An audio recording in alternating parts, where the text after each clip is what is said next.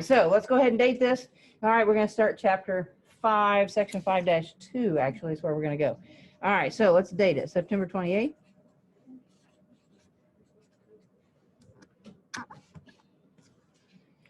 And this is section 5-2. We're going to do an introduction to these things called relations and functions.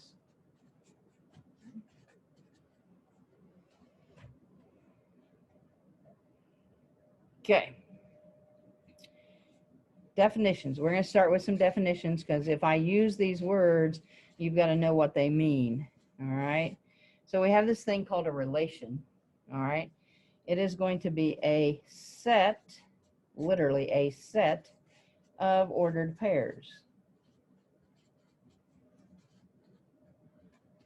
So we've seen some set notation. We've used the brackets before, so we know a little bit about set notation. Okay. And we're going to use them, and we're going to put ordered pairs in the middle of them. Okay. After we have this thing called a relation, and we're looking at it and all that kind of stuff, then from that, we're going to be able to find the domain. And the domain is going to be the set of x coordinates and we're also going to then be able to find the range, which is the set of y coordinates.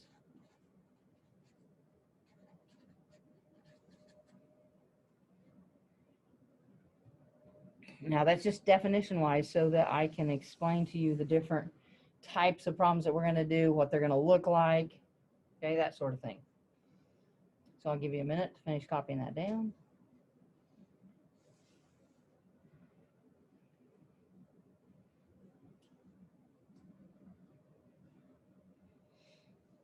Okay, I'm going to draw a set and I'm going to put a bunch of ordered pairs in it. Okay, so it's going to tell us to find the domain and range.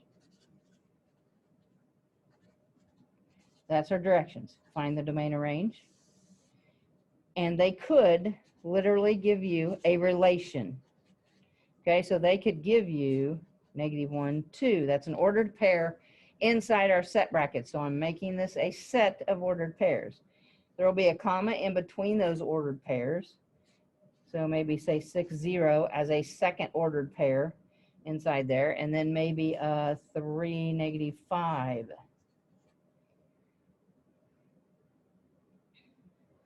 I made it small just so we don't have a lot to deal with here. All right, but hopefully you recognize the set brackets. That's a set of ordered pairs.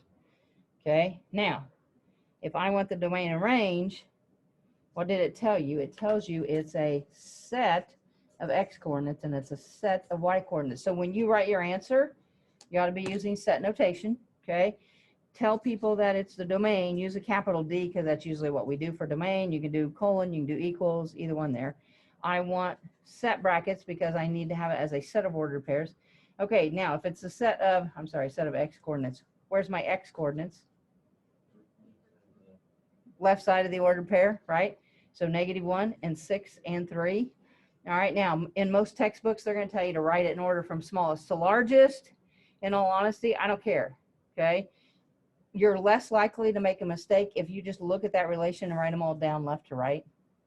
Okay, so I'm good with that. So a -1, a 6, and a 3. Okay. If you're in Math Excel, you might have to put them smallest to largest. Okay, but for the most part, if you can do that, I'm good. All right, now the range, you can use capital R for range. You can do an equal sign. You can do a colon right there. It's a set of y coordinates. Okay, so if the x coordinates were the first one, then the y coordinates are the second ones. So write them all down in order. Use your set brackets. So write a 2, write a 0, write a -5.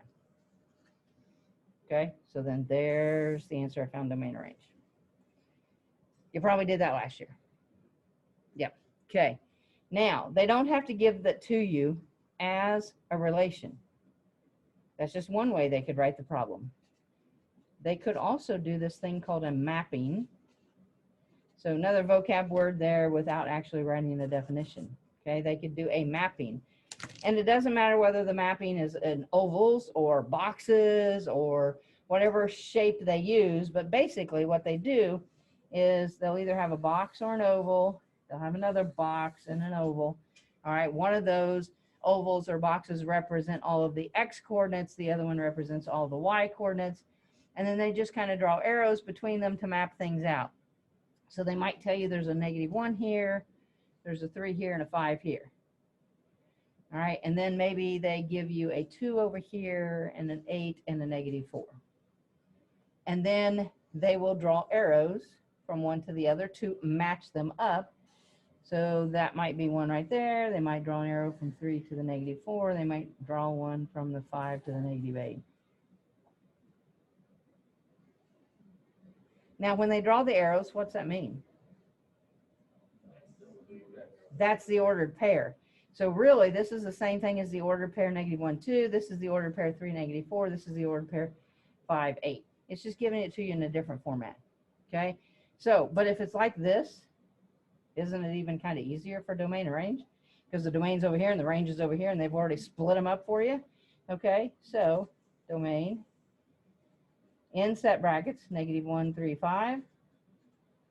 Range, what, 2, 8, -4? And again, like I said, I really don't care the order that you put them in there. Did you see the mappings last year? Okay. All right. So new concept, mappings. I'm pretty sure in Math Excel, they're going to make these rectangular boxes. Okay. Same concept. Doesn't make any difference. Doesn't make any difference what shape it is. Okay. Good so far? Okay. Now, a relation, in all honesty, doesn't give us a whole lot of stuff to do with it. All it's doing is just putting these points together, forming a relation. What we want to do is we want to determine whether each one of those relations is a function or not. All right, so let's define function. All right, so a function is a relation that has a 1-to-1 relationship.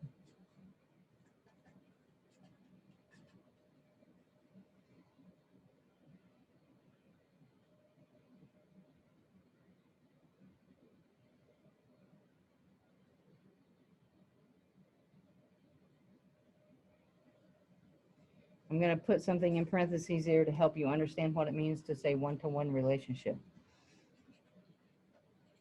There is no x value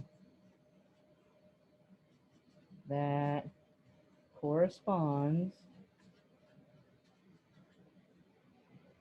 to more than one y value.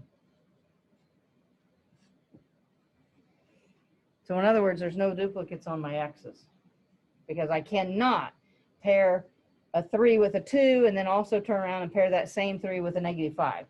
I cannot take an x value and pair it to 2 different numbers. It has to be a 1-to-1 relationship. Okay. Now, have you heard of function before now? Yeah. Okay, because you should have. If I say vertical line test? Yeah. Yeah. Okay. Now, they don't have to do it in a picture. If it's a picture, yes, it's vertical line test. Well, let's just do it. Since I mentioned vertical line test, let's do that next. All right.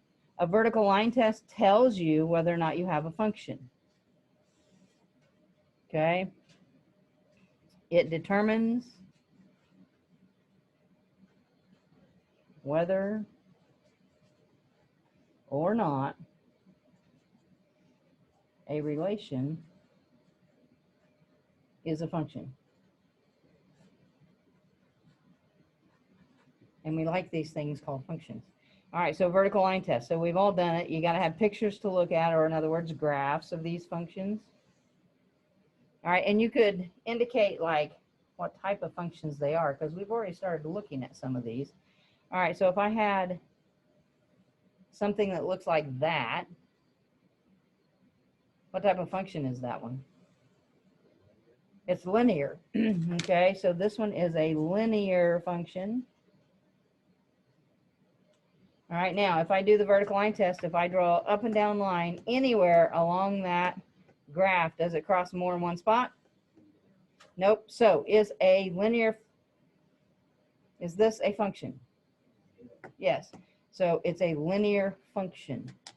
So yes, linear function. You're just going to say yes, it's a function. It's a bonus if you know it's a linear function.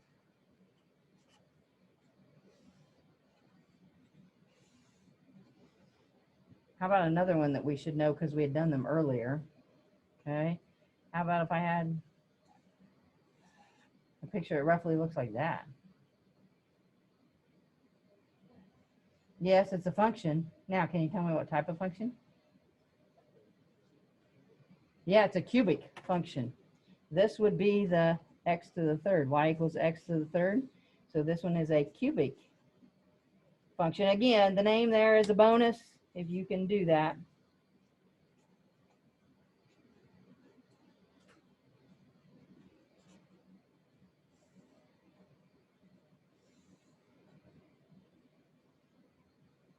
Well, and then we all know what this is. We should know what that is. That's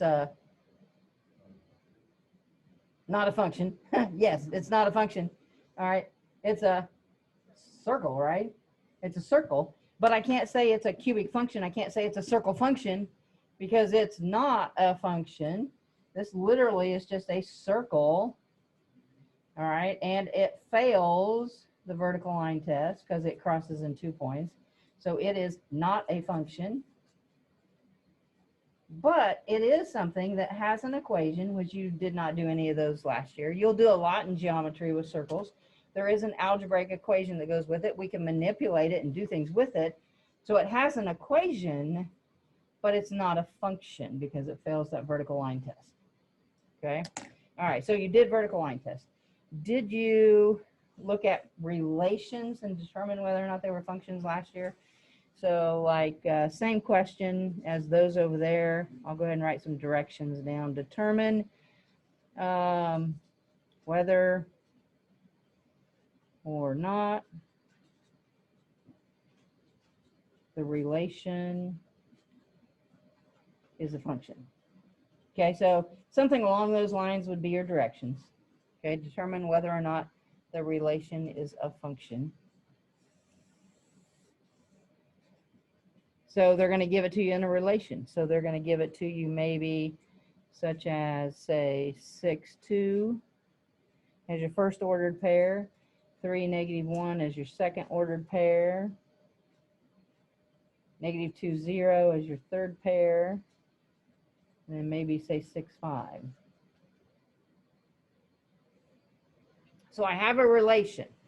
I know this is a relation because they said determine whether or not the relation is a function. So yes, that is a relation. All right, it's a set of ordered pairs, but I want to know if it's a function. So what do I have to look at? Where do I have to look to determine?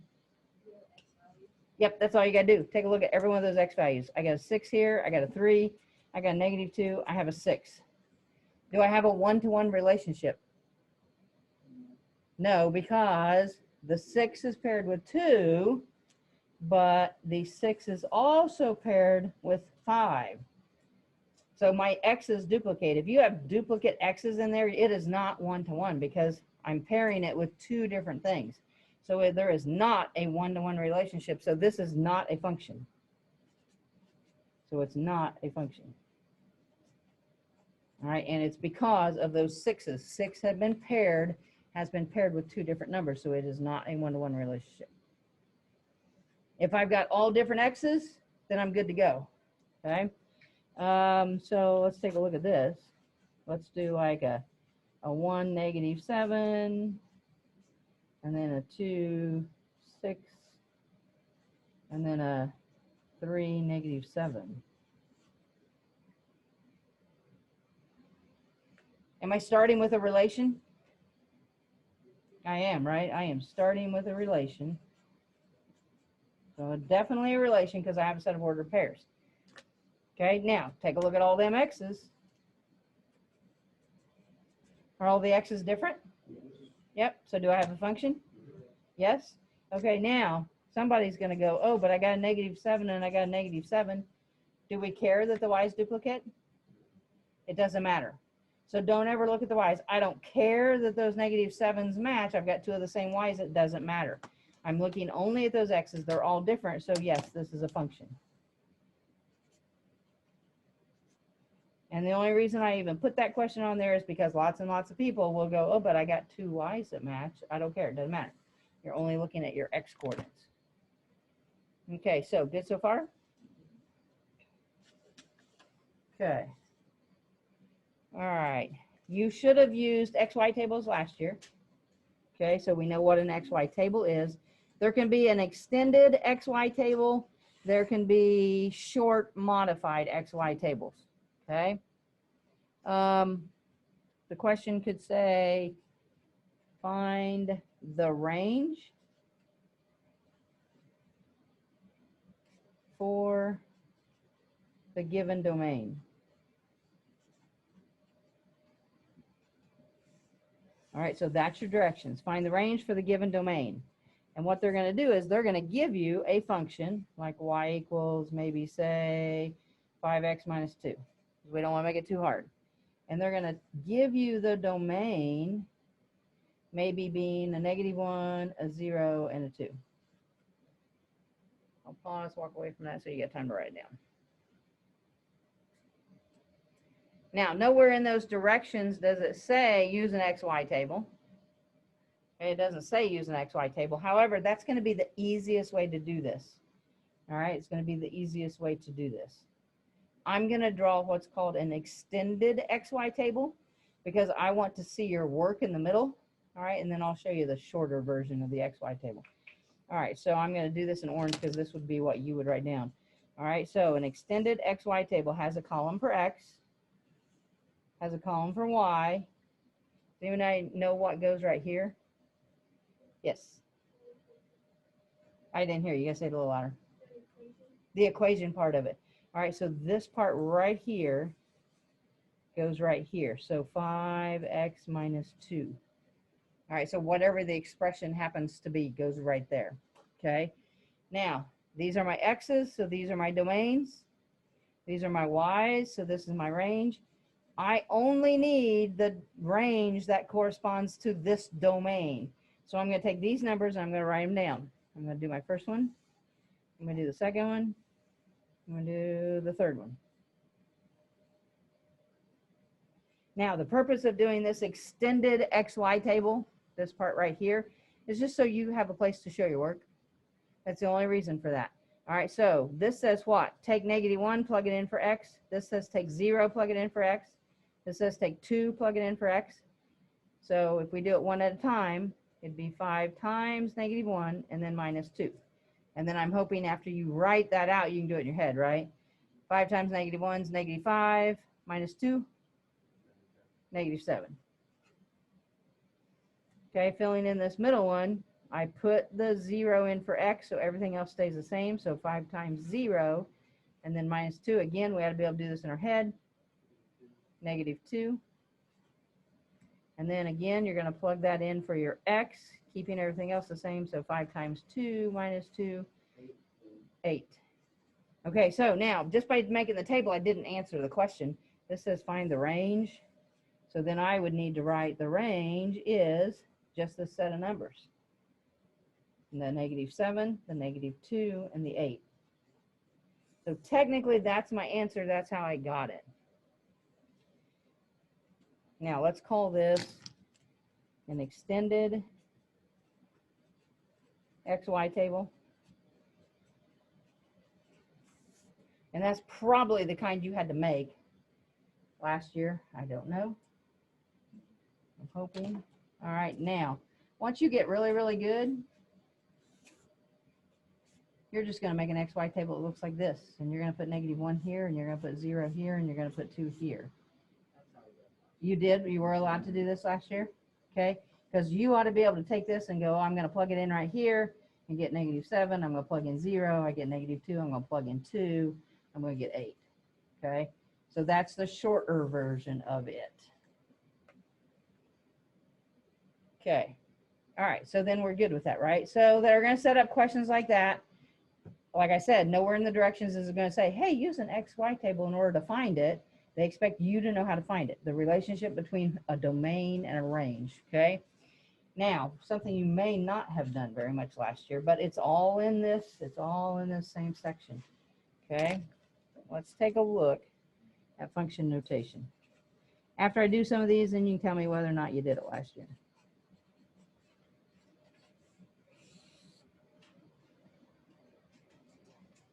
All right, so function notation. I'm going to come over here and write down first, I think. All right, you are definitely used to seeing y equals 2x, right? That's just a plain old linear equation, right? But there's nothing that says I have to do a y right there. Yes, I mean, it's always going to be a y coordinate. But when I turn it into this stuff called function notation, I can name the function, and the function is going to be in terms of x right there. So I could take this entire thing and write it in function notation, and it would look like f of x equals 2x. So have we seen f of x? Oh, we've seen it? Oh, good. Makes it so much easier when we've seen this already. So really, f of x is the same thing as my y. I'm still going to plug things in here. It gives me an answer, but this is called function notation. Now, if nobody has told you, whatever variable is right here, it's an x, right? So that means over here, whatever I have written can only have x's. Okay? What is written here is the name of the function. So then technically, I could change up the variables and I could make them anything I wanted. So I could have a function named g, and instead of having g of x, I can have g of a if I wanted, because I can change my letters. This is now going to be the variable in my algebraic expression. This is the name of the function. So it's the g function, and I could do a simple one or I could do a more complicated one. I could do like 4a plus 6. This right here, that variable tells me the variable I must use over here. So if there's an a here, I have to have a's over here. If there's an x here, I got to have x's over here. That tells me the variable I'm supposed to use, and then this is the name. So that's the g function. Okay, vocab? Got vocab down pat. And what this stuff looks like. Now, let's say you are given the f function as 2x plus 3, and I'm given the g function as 4x minus 1. I just got to come up with some functions. Now, I can do lots of things with this function notation. Okay, so I could ask you to do f of, say, 5. And if we saw this last year, then we ought to know what we're supposed to do with 5. What are we supposed to do with 5? Put it into the equation for x. Okay, so this notation says whatever is right here, which is a 5, put it inside my f function. Okay, well, my f function is right here, and there's only one place to put it in, right? So I'm going to have 2 times 5, and then plus the 3. 2 times 5 is 10, plus 3 more is 13. So as long as I am taking numbers and putting them in, this tells me what number to plug in. This tells me where to plug it in. Okay, now, who says I have to plug in numbers? I don't have to plug in numbers. I could plug in g of, say, a nice pretty letter, a, for a lack of a better thing here. I don't have to plug in numbers. I can plug in letters. Okay, now, if I'm going through this whole thing, this says to take the letter A and plug it into the g function. Well, here's my g function. How many places do I have to plug it in at? Just one. I only got one spot to put it in. So I'm going to write 4. What am I going to put in for the x? An a, and then minus 1. Can I do any more now? That's all I can do. I just put in the a into that spot, and that's okay. I got room. Let's do another one. Let's circle that because that's the answer. Let's do f of a plus 1. Let's be real fancy.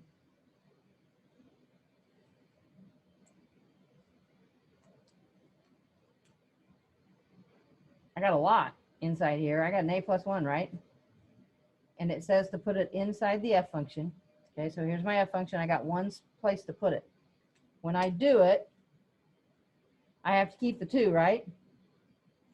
I'm going to replace that x with this binomial, and if it's a binomial, I better put what around it? I better put parentheses around it. So a plus 1. Now I got to finish out the rest of the function. The rest of the function says plus 3. Now, can I do more to this one? Do we know how to simplify? Can we distribute that 2? Yeah, I can distribute that 2. So I'm going to distribute and distribute. Okay, so 2a plus 2 and then plus the 3 on the end. Well, 2 plus 3 is 5. So I can get down to a 2a plus 5. Did you do that last year? No. Okay, we'll do some more examples of that then. Drop a pen cap. Okay, so far so good? All right, I'm going to switch up and give you 2 different functions. All right, let's have an h function this time. And let's make this one a 2x squared plus 3x minus 4. Let's have a g function of 5x plus 6. Lack of better things here. Okay. I'm given those 2 functions.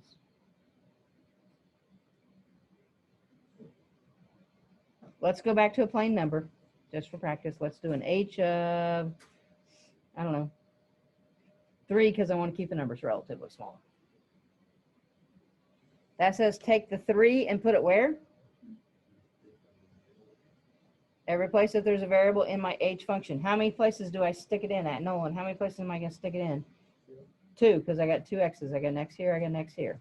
So I'm going to have the 3 times, plug in a, well, wait, that would be a 2, wouldn't it? I would have the 2 that's the coefficient.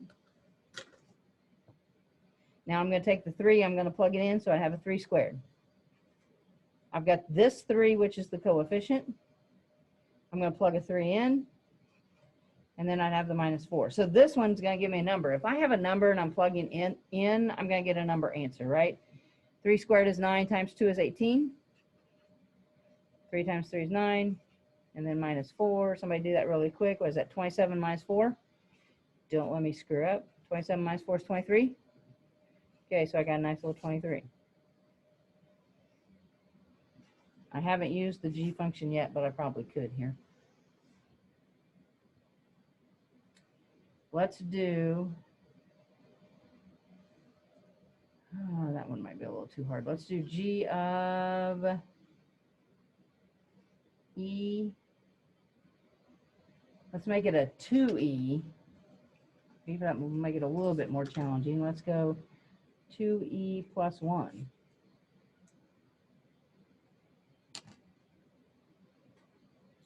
Where am I going to plug it in? What function am I going to plug it into? G. I'm going to plug it into the g function. I'm going to take this entire thing and I'm going to put it into the g function. How many places? 1 place. All right, so I'm going to write the 5 down. I'm going to use a set of parentheses. 2e plus 1. Do I have anything else to write down? Plus 6. Now, can I keep going? Yep. Chloe, what do I get when I distribute the first time? 10e. Allie, what do I get when I distribute the second time? 5. And I get a plus 6 on the end. Mateo, when I add like terms right here, I get an 11. So 10e plus 11. And that's new, right? Let's see if you can figure this one out.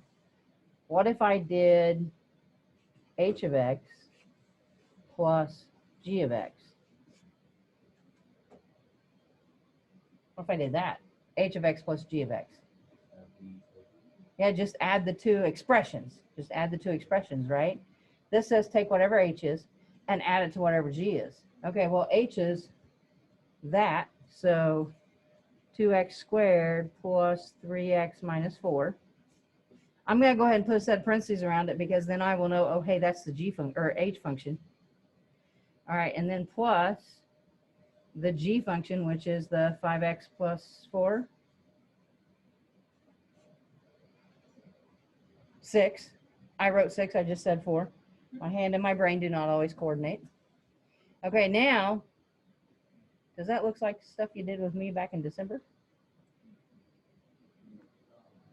I know you've slept since then. Kind of, sort of. Is that just good old-fashioned adding some polynomials? We did adding and subtracting polynomials, but it's adding and subtracting polynomials from here down. But if I start with this line now, you've just learned a new thing because this is adding functions. When I put the two functions down, by coincidence, they were both polynomial functions. Now I can add these, which is basically what? Go through add like terms. So 2x squared, there's no other like terms, so I have a 2x squared. Okay, but I've got a couple x's. 3x plus 5x is 8x, so I'm going to have a nice little 8x. Don't let me mess up. And negative 4 and 6, negative 4 and 6 is plus 2. And then can I stop? Because I've just added like term. All right, so just new concepts of the function notation. And I don't know how much, obviously we did not do this last year, correct? Did we do this last year? No. Probably not.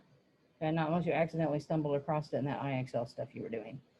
Okay, so I don't know how much of this will be in the actual homework or how much of this will be in the actual homework, but this definitely will be. Okay, we'll practice this and this. Okay, what are we doing? We got 219. All right, so what I want you to do is I want you to take the notes, put those up real quick. I want everybody to get a graphing calculator because we're going to shift and do a little bit of playing here with our graphing calculators because we can't forget what we have done.